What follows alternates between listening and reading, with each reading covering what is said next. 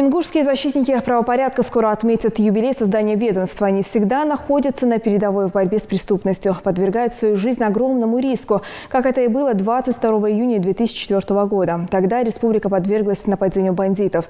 Внезапно в тихую летнюю ночь они атаковали сразу несколько районов. Полковник в отставке Иса Буружев, узнав о происходящем, тут же ринулся в гущу событий. Сегодня он вспоминает ту роковую ночь.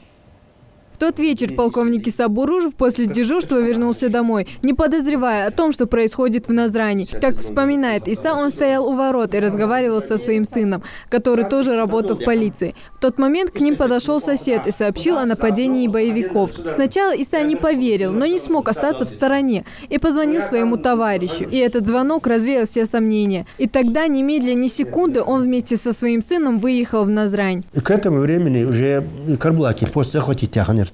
Тогда отцанда дейтер. Таю, ну твоя фалер шлагбам акайлахал рацар. Тогда дали еще аж тхосейцер сайцеч.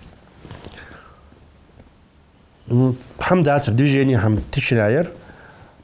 Да, хазар сон четко валер ногче алла. Удар баржтям бай там багитлж. А то камуфляжный форм ты юхждар. Я говорю, да, он яркий баян. أزواه على جيهون جت أتحقر عمشان لبوه بكوه كيش داخل مشين مشان أجمو يجور مشين تارز جت عديتش. В результате перестрелки Иса Буружев получил 2 пулевых ранения. Одно сквозное в ухо, вторая пуля пробила сонную артерию и попала в позвоночник. Как признается сам Иса, он тогда еще не понимал, что с ним произошло. Перестал чувствовать правую ногу и руку.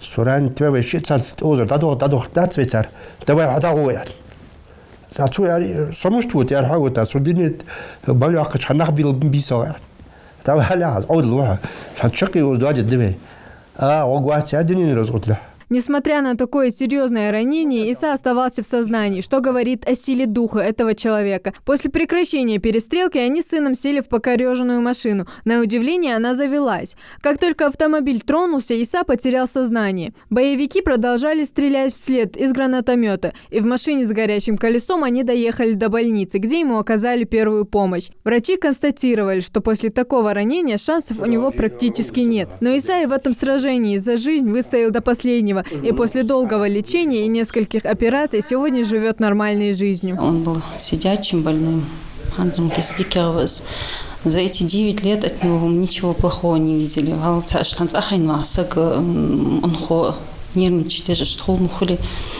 Не было такого, чтобы он без настроения был, чтобы он кого-то ругал, чтобы он на кого-то недоволен был.